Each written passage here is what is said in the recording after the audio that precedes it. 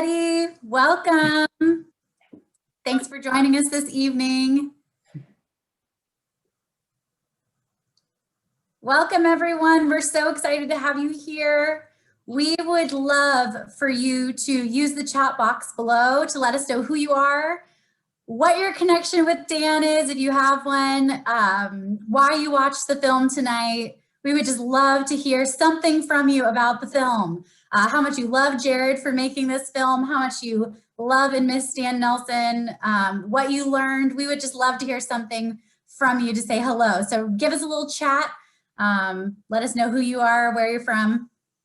We're so happy you're here. Oh, wow. I just switched to the wide view and there's a lot of people here. Thank you so much. This is exciting. We waited a long time to be able to make and then show this movie. So this is great. We did. Man. Oh, look at everybody. Hi. Jared, you're getting a lot of shout outs here. Oh, look at everybody who played instruments. Now I'm going to start saying names, but hello, all of you that played on that score. I'm excited to talk about it.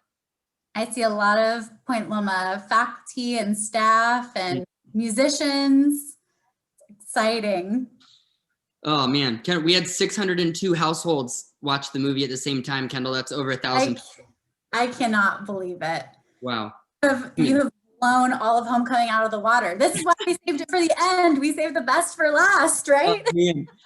This morning I was like, all right, if 30 people watch, I think I'll feel good. It was worth it. The number just kept climbing and we were all like, oh my goodness. Oh my goodness. What a gift it was. And to see you all, I didn't even have to tell you guys to turn your cameras on. We love seeing you all and scrolling through all the faces. I see Georgia friends, Point Loma friends, film people, musicians, youth group people. I see you. Church. My mother-in-law. I see my mother-in-law. Hi, Laurel. Just get the shout outs up front. Okay, we're gonna have to do something else. No, I'm just kidding. Jared, this is perfect. We did the 5K this morning. Yeah. I know Jared did the 5K. You participated in Homecoming. This is the perfect way to end. It's like you got your exercise in this morning, then you could veg out on the couch and eat your ice cream and your popcorn and enjoy the Dan Nelson film. I think it was a great day. You planned well. I don't think I had run since my son Jet was born, and I did it. I did it. Your voice memo you left me was slightly out of breath. Just like a slight. I was in no shape to be posting a selfie while running. It was great. Speaking of large numbers, we had over 750 people join us for the 5K this morning from 7 countries around the world. Is that not amazing? Oh man. Now I'm looking at the comments. People are tuning in from Korea. There's a Canada. There were people in Rwanda that woke up at 4 a.m. to watch the film. Someone in Scotland, a friend in Scotland that watched it at 2 a.m. Wow. Minnesota, we got some Minnesota folks joining. We got some old SMT teams joining in, jazz band players. I was always looking for a way to get more Minnesota in the film because Dan's wearing the Twins hat, but yeah. You know what? My dear friend Jarrell Paggio, who played keys for Dan in the jazz band, actually got a print of Minnesota from Dan's office. When he was clearing out his office, and he got to share that with me this week. That was pretty cool. Okay, speaking of Dan memorabilia, do you have any Dan memorabilia, Jared, before we start? I do, yeah. He gave me a couple of his autographed baseballs, so I have a couple of those. And then a hockey puck from Edina High School where he taught band in the 90s in Minnesota. And then a couple prints, and then all those VHS tapes in the film. All that footage was stuff that I pulled out of the trash when they were moving out of the office. So I filled up a bag that was just all I could handle while filming. And I just carried out like 30 VHS tapes, and that's ended up becoming most of the film. So probably a couple hundred VHS tapes got thrown away that day. And yeah, who knows what we lost. But I have this in front of me every day when I work. This is a baton of Dan's that I wish when I get to heaven and if I get to talk to Dan, I will ask him why he gave me this because I was a beginning conducting student and I was foolish enough to think I don't want to pay $20 for a baton. That's silly. I'm never going to conduct anything. So I said, Dan, you've got to have like an extra baton laying around here somewhere that you can just let me borrow for the semester. And he actually picked this. Jan might remember this. It's a colored, and they have to dye the wood and do the individual grain inlay on this. And he gave this to me. So I love that we're just jumping right in. I'll do this too. When we filmed the moving out of the office scene that night, a group of the students or colleagues, former students that had helped him move out, all came to his house, and he gave a personalized gift to each person, where he already pulled it aside and had a reason why it was specific to them and why it would impact them or they had impacted him. And so he's really intentional with gift giving like that. We rolled right in. Were you going to do a welcome? We could welcome everybody. I mean, yes, awesome. I know. We're just reminiscing. Hi, welcome everyone. My name is Kendall Lucas, and it is reasons like tonight that I am thrilled to be the Director of Alumni Relations here at Point Loma Nazarene University. And I can't even talk because I'm going to be emotional, but I'm so immensely proud of the story that was shared this evening and of our wonderful and talented filmmaker, Jared and his team, of mostly alums that helped to create this wonderful moment in time for us tonight. We are so thrilled you're here. This is the conclusion of a 9-day homecoming festival. It has been quite a marathon, but what an evening to end on. I see all your smiling faces smiling back at me, and we're just so glad you're here. So tonight we're going to get to hear from our wonderful filmmaker and director, Jared Callahan. We're going to get to hear from Jan and Doug, Dan's widow. She looks beautiful. Jan, I see you already. We're going to get to hear from our film music director and scorer, Scott Stevens, a Point Loma alum, and then Jonathan Pickett, who was the producer and editor. So Jared, let's jump right in. Thank you for being here, first of all, and for giving us this evening. It was such a gift.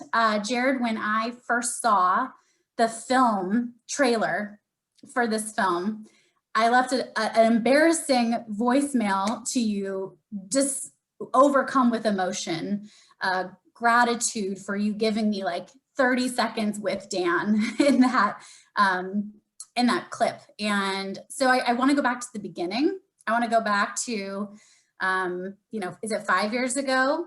Or not 5 years ago, sorry, 10 plus the last 5 years.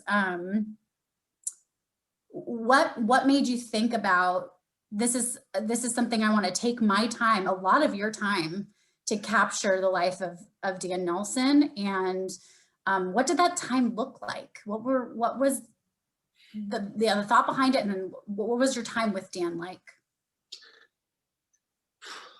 I realize I'm going to cry too tonight, hard. Dan and I met at church. We were both on staff at San Diego First Church. He worked with the music in the first service, and I was working with the youth group. And he had a profound humor and wit that was sharp sometimes.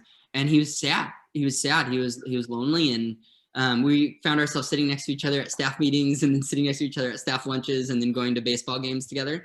And we just made a friendship. And I thought it was very interesting that he was a big band jazz conductor and he had Parkinson's. Like, what an interesting thing that your profession, your passion, your trumpet player, and your body is slowly taking it away. So in this one season of his life, his only daughter was graduating from college, and he was alone, and his ability to be a musician and conductor was going away. And I just thought, what an interesting story about identity. Like, who are you when you cannot be a husband, a father, a musician anymore? What do you have left?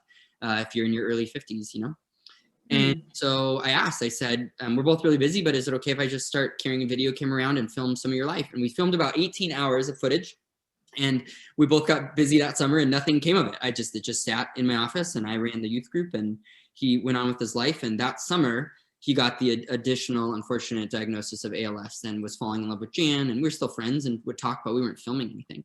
And then when he told me that he had ALS, we cried together. And then I said, well, what do you want to do? That's in the movie.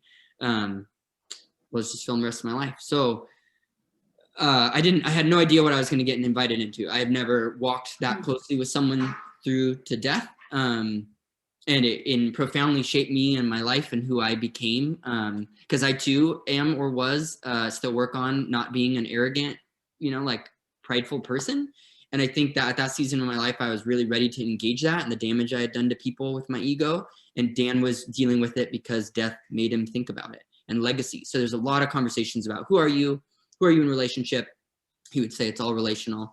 And what do you do when it's not, doesn't all go smoothly? So I like Destin last night. Destin did a great Q&A last night. I choose stories that will shape me, places that I'm interested in that will grow me as a person. I think hopefully a conversation that as I learn, you can hear in the film many times I ask questions. I was just there learning with you, and if me holding the camera as a lens then for you to learn or experience that as well, then you can experience in 86 minutes kind of what I experienced over the last 4 years or so of journeying with Dan and Jan. In having all those hours of film at the end, how many hours of film? You had 18 total? No, that was just it was close to 90, and then like 30 VHS tapes that totaled. I mean, some of those tapes are 4 hours of footage from the 80s and 90s, so I don't know, a lot. We haven't edited it all up, but I'm excited to ask Jonathan, the editor, questions about that. Yeah.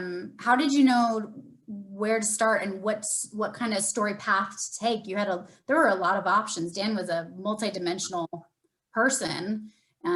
Yeah, how did you know which road you're going to take? The story changed over the years. I think if the film had come out a year or two after his death, it'd be a very different movie. And I think that when I would try, I mean, the question you could ask would be, how come it took so long to make this movie? That was very kind of you not to ask me that. It's because it was so hard to edit. I mean, I had other projects and things going, and then I'd be like, all right, now I'm going to make the Dan movie. And I'd open it up, watch an hour footage, cry super hard, and then like not be able to make it.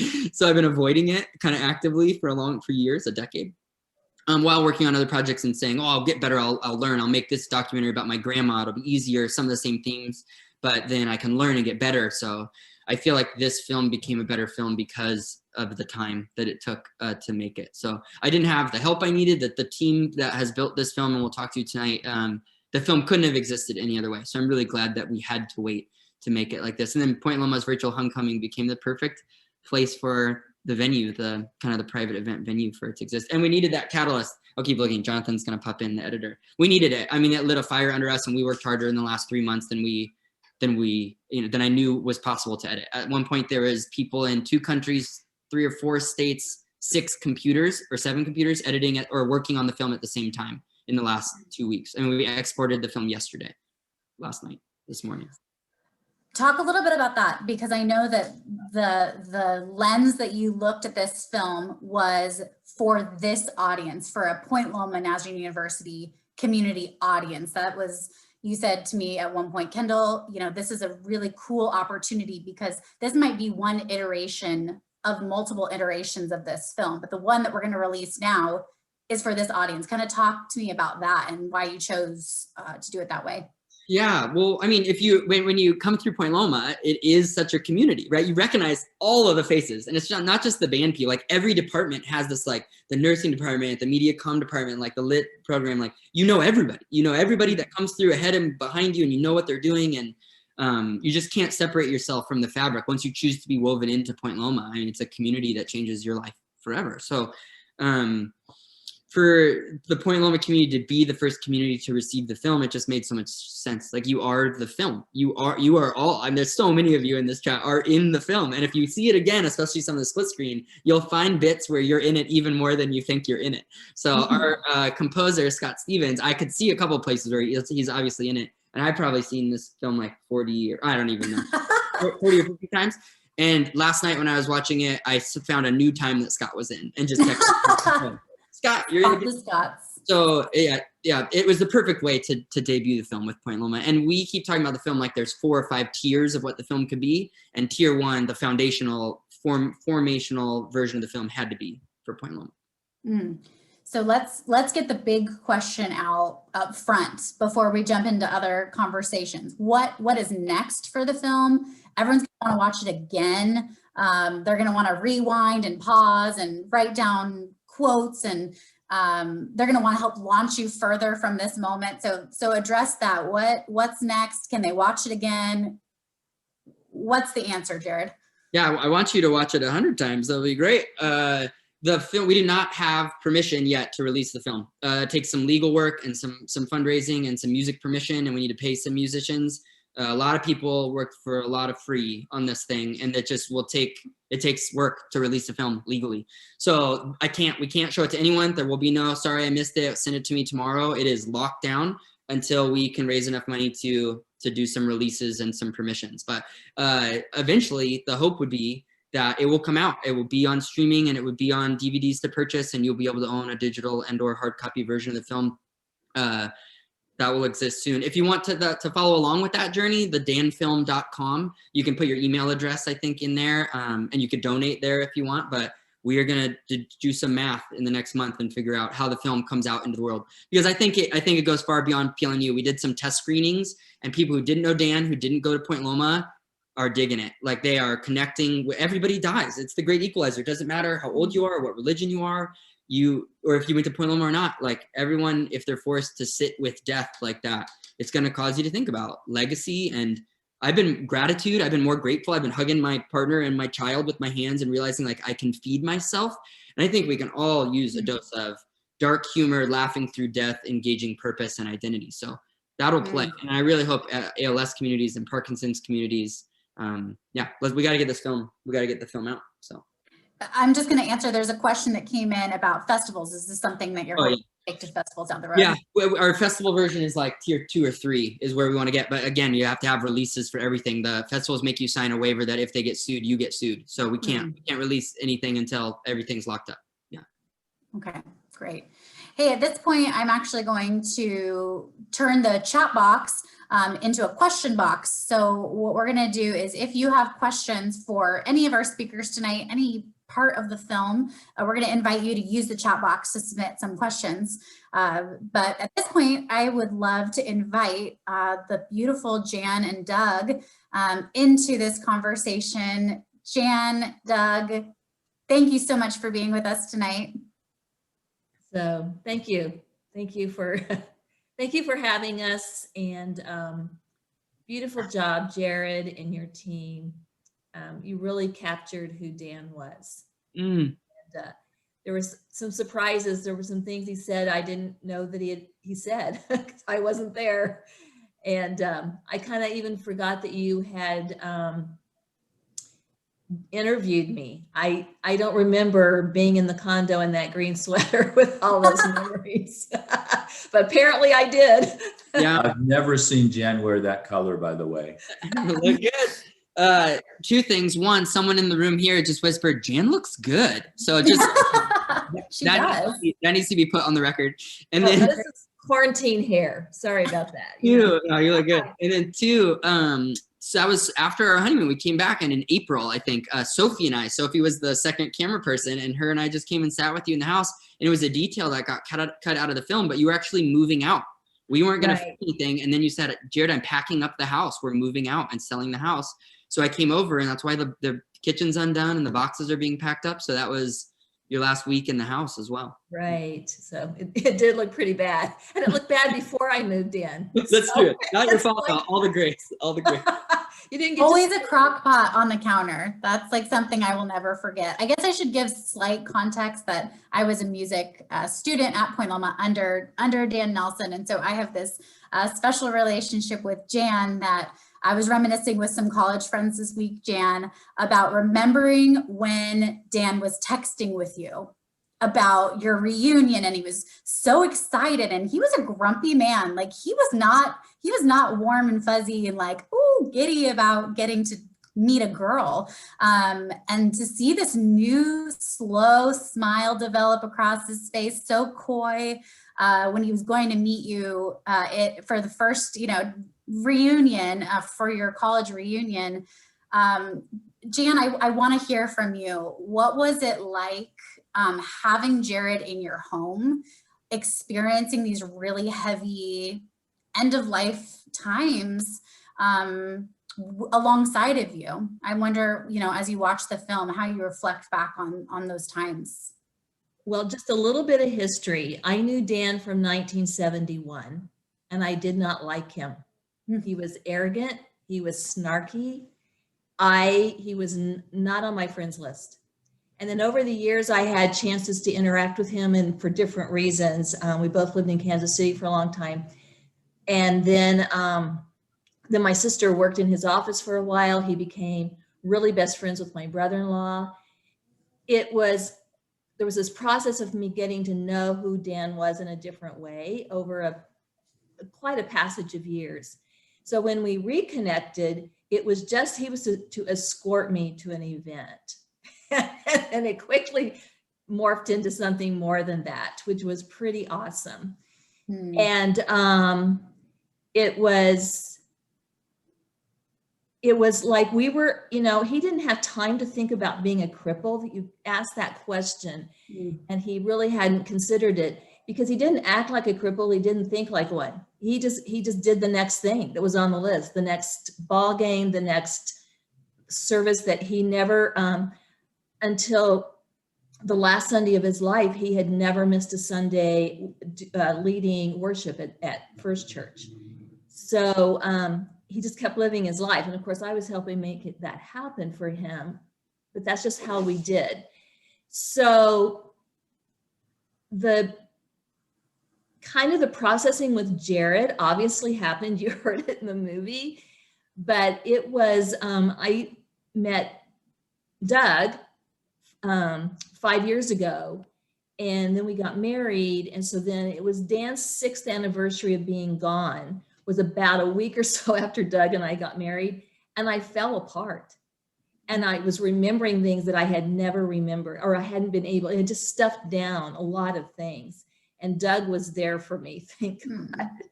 So that has been an amazing piece of my journey to have Doug in my life.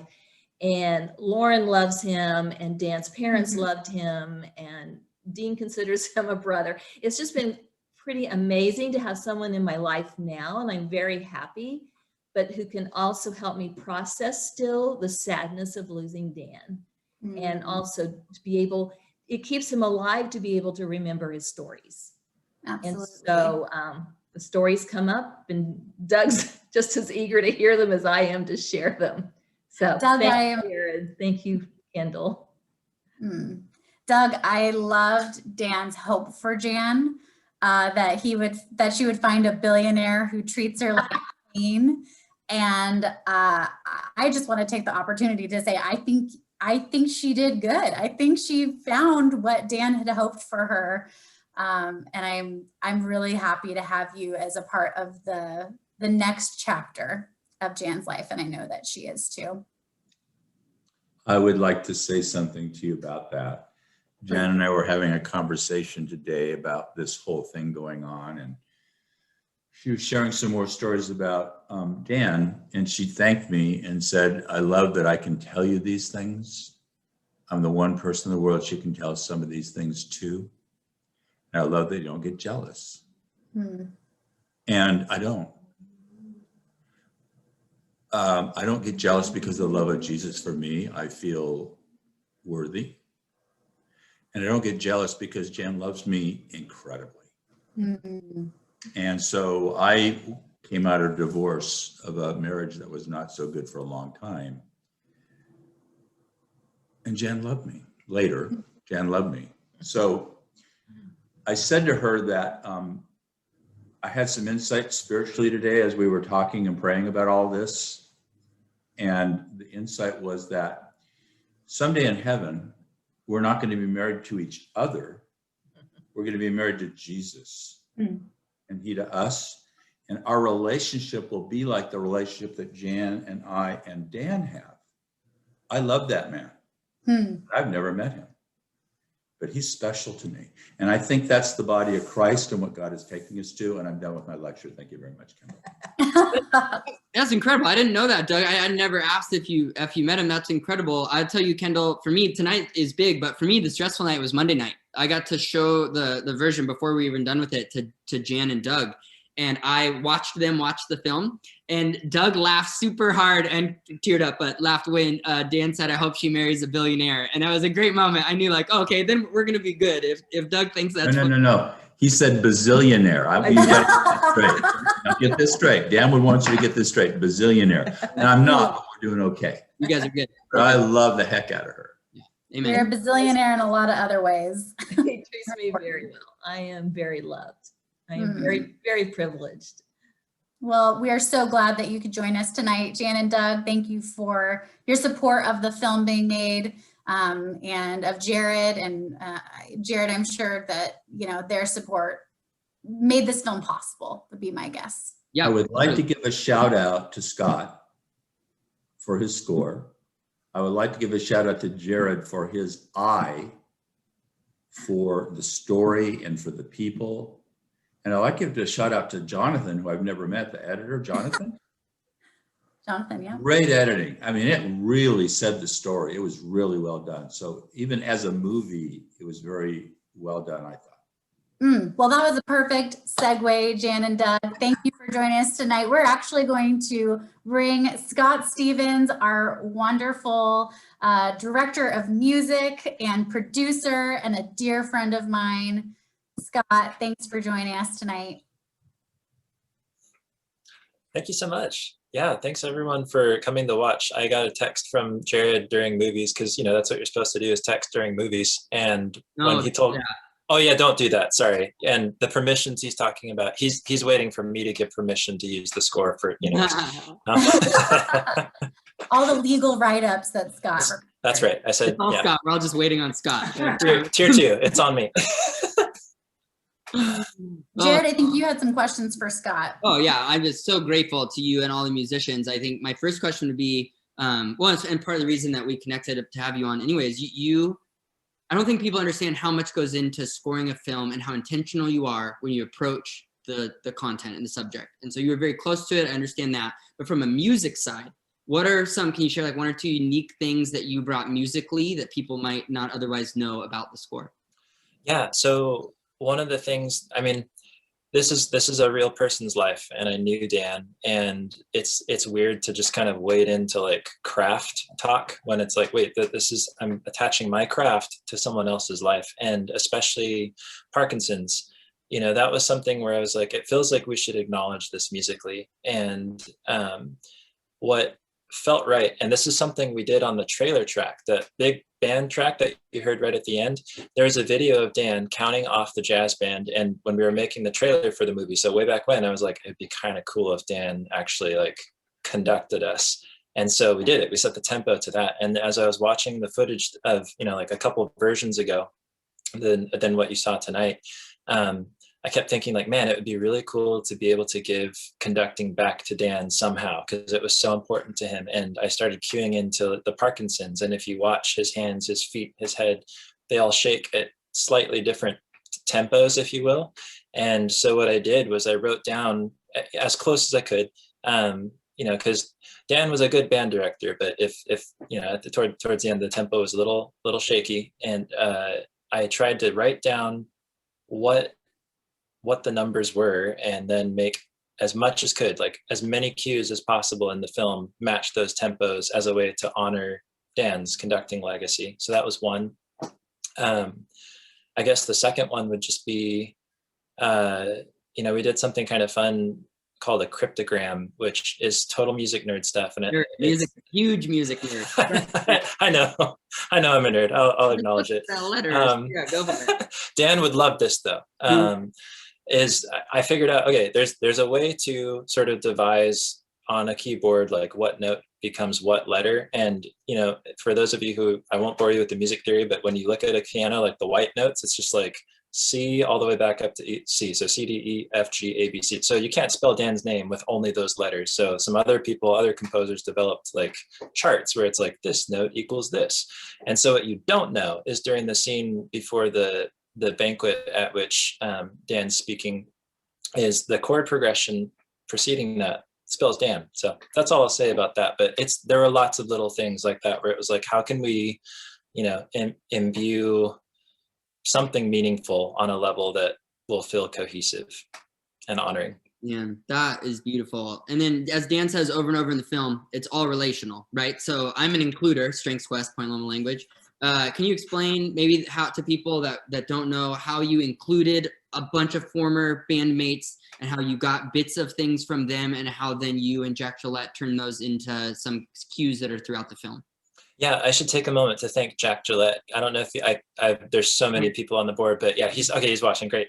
Yeah, Jack was willing when I asked him to be my assistant on this. And so what I did was I asked a bunch of people that I knew. So alumni, Kendall was one of them. She sang on it. Jarrell played some keys. And I contacted some alumni musicians that I knew first, because I was thinking, how do you musically embody the idea? It's all relational. On the one hand, yeah, you could say any orchestra, it's like it's relationships of sounds and stuff, but the people, they might know each other, they might not. Point Loma community, right? That's meaningful. And so I contacted people who knew Dan, but then I thought, okay, I have friends who play. I'm not even going to tell you how many trumpet players I know, but I had a lot of friends like outside of Point Loma who played trumpet and some other instruments, including family members. Like there's even family on the score. I had cousins playing guitar and bass, and was like, I mean, if it's all relational, like you can go the literal route of my relatives, but my friends and my Point Loma sphere, I asked people to improvise something in a specific key. They sent their videos to me. I tried to de-iPhoneize the sound a little bit. And then we had these beautiful building blocks where you could kind of combine them in any order you wanted, and people's performance would sort of naturally like bloom in the silences between other people's spaces. So it was literally a relationship, like a kind of quasi orchestra of people blending their sounds together, and they'd not even met. And that was a dream for me, because then as a director, I can tell Scott and Jack, like, I would love this scene to feel like this, and they could take all the different bits and move it through. And then instead of having to keep to a regular tempo or to play a cue that would be cohesive by itself, we could just say, oh, I need something here in this gap in this sentence. And because it was already like move and mix and match, they could just move pieces around to fit. And so I think it's absolutely incredible that what you did, and it was so intentional, and the film is so much better because you're a part of it. So thank you, Scott, for being in charge of music and for being a producer, and we'll continue to walk and get this thing into the world. So yeah. I should mention one other thing really quick, another it's all relational thing. The guy who mixed the music that you heard tonight, Ben Eggehorn, was introduced to me by Larry Wrench, another Point Loma alum who like totally plugs into students, myself included, and people going through the program now. So, I mean, Point Loma community really came through on this soundtrack. Very cool. Hey, before we let Scott go, Scott, where can people go to find those behind the music clips that you with that, amazing symphony recording is what I'm going to call it, symphony sounds, and kind of, again, these more behind the scenes of how you created the score for the film? Where can they find those? Yeah, so as far as like the stuff that you submitted and Jarrell and all those people, like I still need to put that in a cohesive format for people to engage with, but that's coming.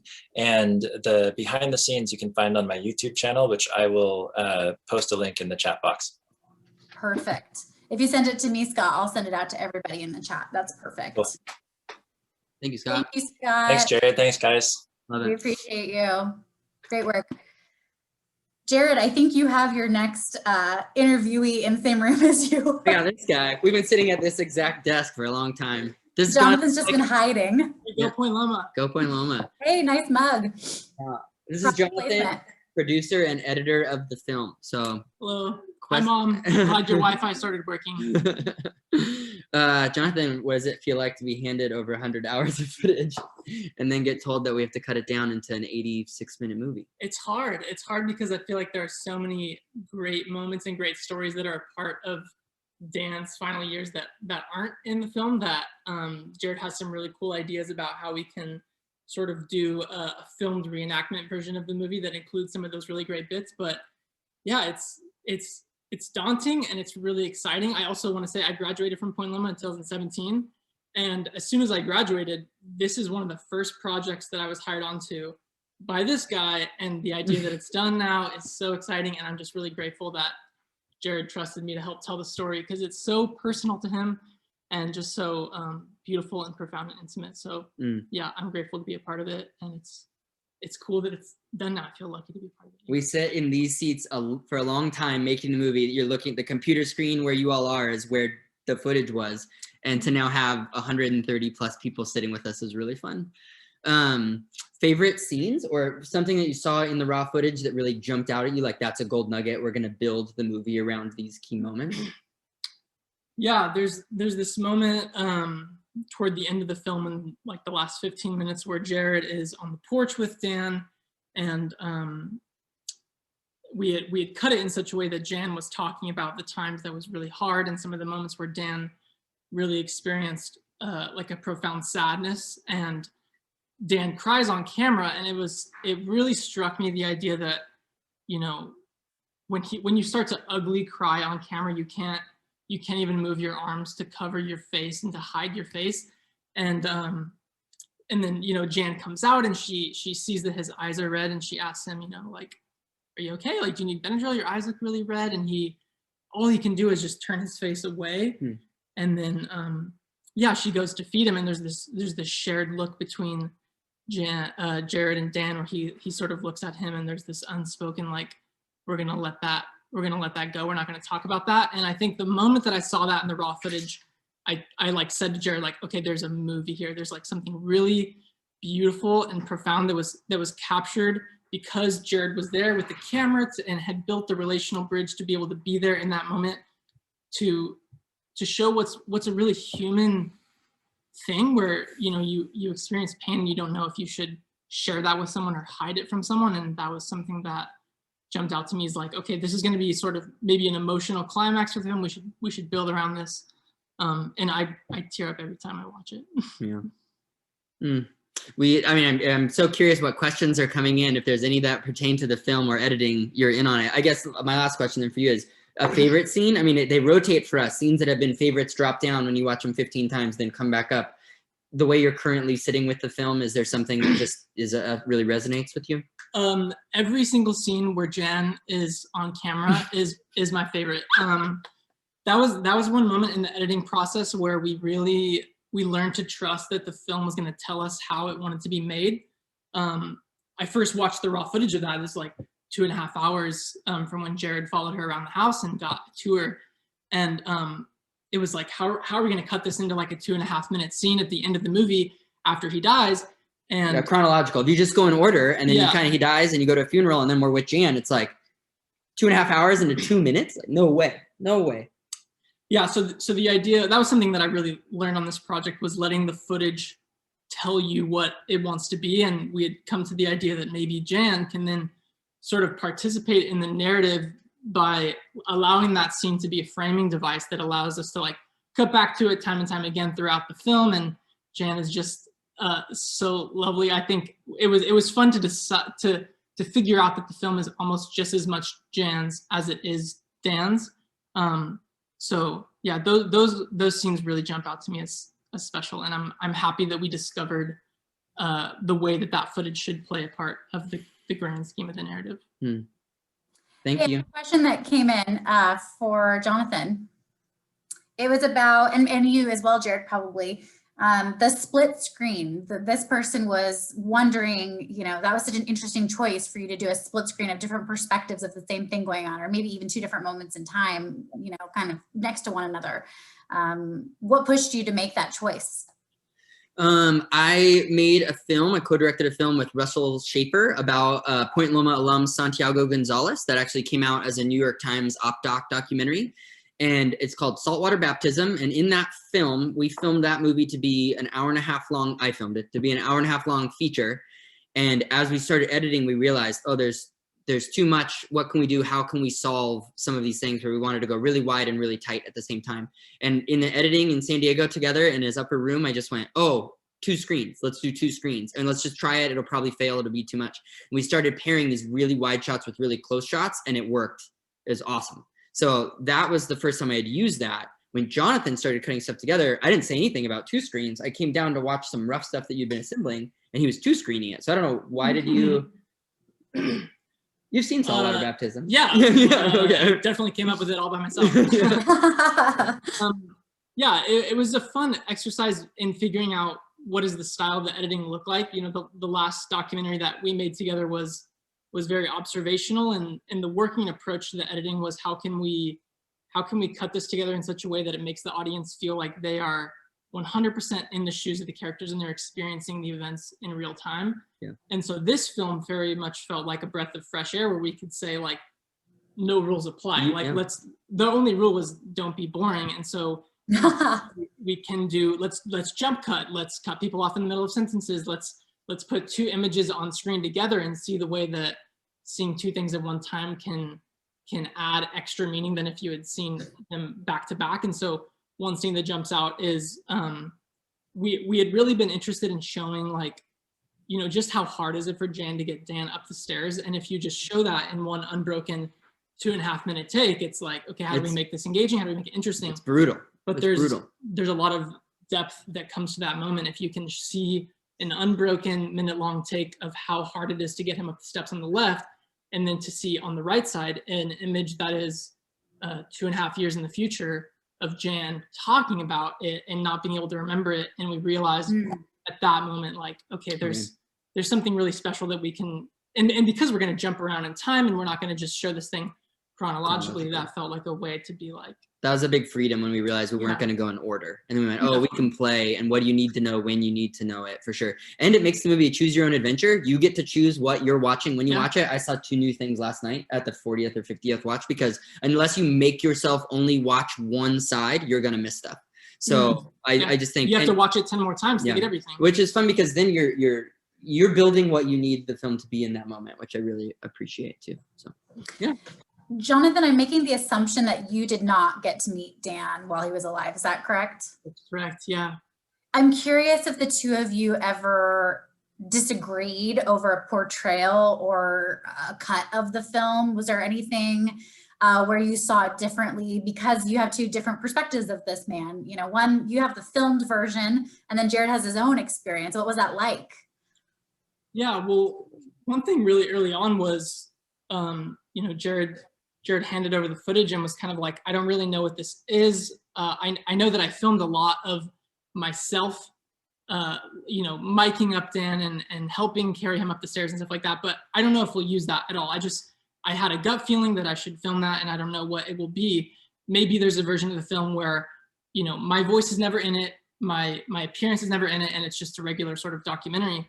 And the more that we watched the footage and saw that this is really a story from Jared's perspective, following his friend who's dying, and him trying to confront that, it very much felt like, in the early stages, I was like, I think that this has to be, I think you have to be a character in this. I wouldn't have chosen to put myself in, but without it, we realized the footage is really voyeuristic or calloused at worst, right? It's, you're watching someone die, but you're not going to touch them, or like, so all the moments where there is contact or discussion or we're asking each other questions became something that was really the heart of the film. So, which allows you then to sit in really tough moments or receive a joke from Dan, is because you know he's making it to Jan and I in the room. Like it's enfleshed. The story has body, even as his body went. So, and it's why we chose to include more footage of, you know, Jared gets engaged at one point and he meets Sophie and they get married, because you start to see how Jared's life is moving on in this really beautiful way, and Dan's life is kind of being more and more limited, and he's spending more and more time at home. And it felt like, you know, Jared is entering this new phase of marriage and whatnot, and he's sitting down with Dan because he wants to learn what it means to be a man, what it means to be married, what it means to have meaning in life. So that felt like a perspective that was really needed in the film. Yeah. Did you, Jared, ever question, like, was that a push for you to include your story? There's a question about your and Sophie's story, you know, walking alongside Dan's story. Was there ever a question to not include that? To not include, yeah, it wasn't physically part of it. Oh, no, it wasn't in the movie. No, I wish it wasn't. Like, I don't, that's not, I think that's the trouble with documentary, and why they're then so wonderful, is you're discovering it along the way. And I don't think if we had made the movie 2 or 3 years after he died, she wouldn't have been a part of it. It was just would have been a movie. But the farther I get out of it, and the more I learn what it means to be a good partner and what it means to be now a father, I get why Dan brings Lauren up all the time. I get it. Like I wouldn't have got that until 2 years ago, right? So yeah, I know I wish it wasn't in the film, but the more I realized, the more we cut and trimmed down from 3 hours to 2.5 to 2 to 1.5, right? I realized, like, oh, Jan is talking about marriage and romance and honeymoon and commitment, and instead of walking down the aisle, when she's talking about that, they're walking down a hospital aisle. So their marriage and their honeymoon and the way she describes their life together is just very different. And I'm literally on the airplane as he's stuck on his patio, like leaving for my honeymoon. So I flew over his head, right? Like those planes that we all have been in Point Loma, they all fly over your head every 5 minutes. I was on a plane and flew over his head, and then he died and I was gone. So it became inseparable. It was just the fabric of the way this version of the story needed to be told. So. Awesome. I think that's all the questions we have for Jonathan. Thank you, Jonathan. Hey, I'm proud of this guy. You did a great You're job. awesome. We're proud of you. Good work. Hey, speaking of this question actually goes back to Scott. Scott, I've got a question for you. You pointed out, which I love this moment in the film where Jan pulls Dan up out of his chair and is helping him get dressed. And your music choice is like a waltz almost. It's like a soft dance moment. What made you make that choice? Beautiful choice. Yeah, no, I was waiting to be unmuted by the host. Thank you. No, so there's a scene where Dan is talking about physical therapy, and I can't remember it. Basically, when I was watching the cuts, he said something about it being like a dance, where he's trying to learn how to balance because one foot's kind of waiting to see how it supports the foot. And I said there were lots of little things, right, that made it into the score. At this point, there's like things we might have, there's almost too many to count. But this one was very intentional because it's like, it felt like dance needed to be part of it, because in a weird sort of way, when I think of the tempos that we were trying to choose, like a lot of the ones in the footage I saw were at about 71, 72, which is a walking speed. And when you think walking, right? A person walking. But when you watch Dan walking, that's a very different story. And it becomes an even more different story, the more physical degradation you see him experience. And so dancing is very elegant. It's very deliberate movement. It's alive, it's fluid. And at least in that scene, I thought, let's try this at a waltz. And the other thing that Jared told me very early on when we started this was, Scott, I want you to think of broken, tired, like castaway instruments. And, we didn't just go and break stuff and record that. But in this scene, what you heard was a particular kind of bowing there's a lot of ways to bow a note. This is musical nerd again, but in this sense, it's such a fragile sound. The bowing that was being done is so light. And to me, as a composer, that resonated because I'm like, Dan is light as a feather at this point, and what you hear needs to be at like a very quiet dynamic, but heard audibly, because that's like the way he's living. He's got such a quiet, he was a very forte, like loud personality, but then and he even says silence, right? It became more and more meaningful to him. It's like his life was a decrescendo in the bigness of his personality, but not in the intentionality of his life. So it's like you're watching physical degradation, but like the intentionality of his life gets louder. And so the quiet sounds come to the forefront. That's some of what was in that scene.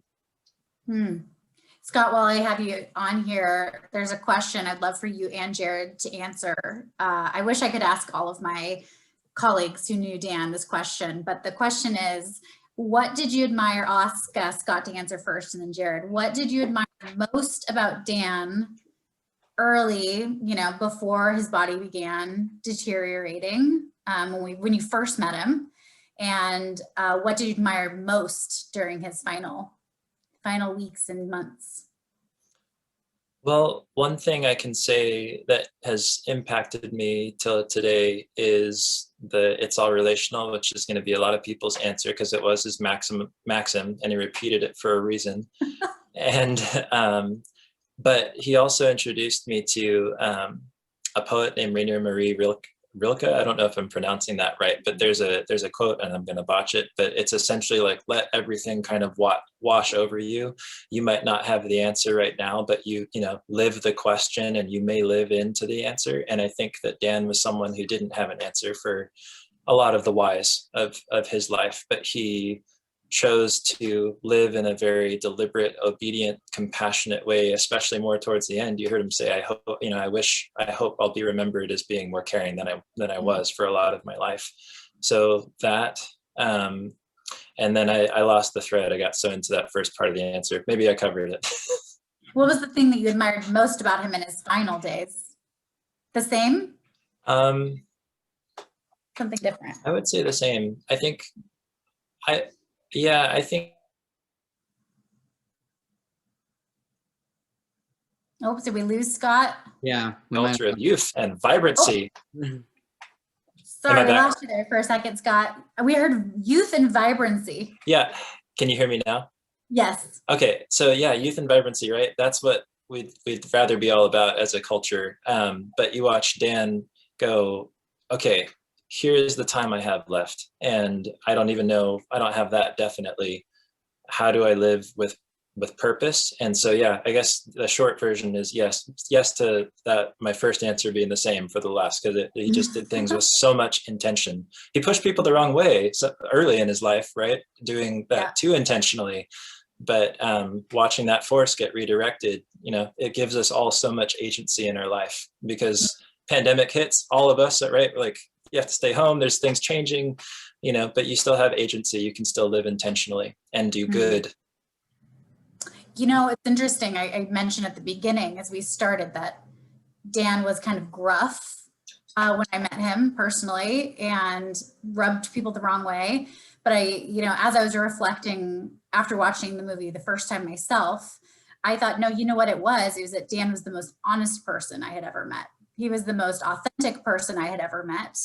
And I had not come from that background in my life of someone being so upfront and honest about where they were and what they were feeling in a external environment, right? And so for me to answer the question, I think it was his authenticity to a fault sometimes, to a place where people were uncomfortable. I mean, the way that he would joke and then talk about death in the same breath made people very uncomfortable. Too many times I can recall him doing that. And so I resonate with that piece for you, Scott, of he was who he was. And I hope that people will say that about me when I'm gone as well. So Jared, I'd love to hear your reflection on this as well.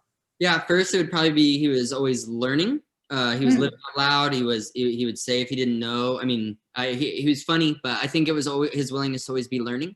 And then at the end, I think his willingness to question or admit, even if it was quiet or intimate, that he was wrong, that he blew it, that he regretted how he had acted during his life, and that he was trying to make a penance almost. Like I spend a fair amount of time with older adults. I think that people that have lived a lot of life are really incredible, are wise, and if at all, if they're facing their death, it just makes you more intentional.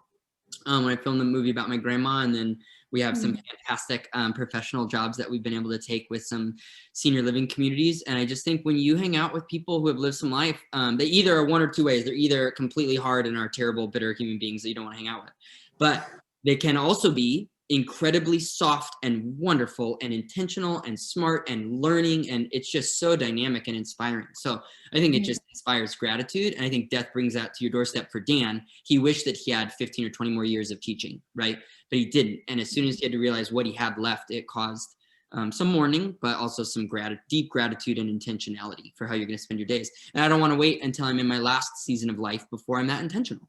And I hope film and the story brings that to everybody, is like, what are you doing with your time? What are you doing with your life? How are you spending it? How are you loving the people around you? And I'm going to continue to be around people and in communities and filming movies about people that are being that intentional with their life. How did it feel?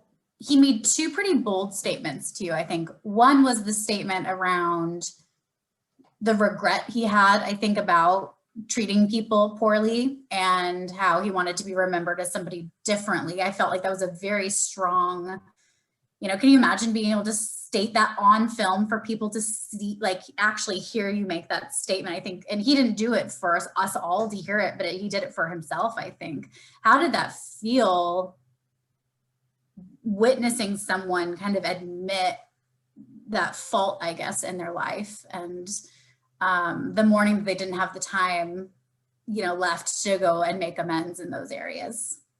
it really resonated with me. I think if we're honest with ourselves, or we slow down from the busyness in our lives long enough to look in the mirror, I think there are parts of us in each of us that we're running from all the time. I'm constantly running from parts of myself and I don't want to deal with it.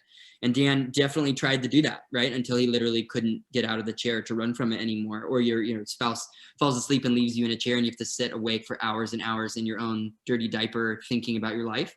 And I think that, oh man, that's it for me. I mean, that's it. Yeah. The second moment that I was mentioning and that people here in the questions have been asking is about this moment of Dan telling you not to come back on your honeymoon. If I die, don't come back.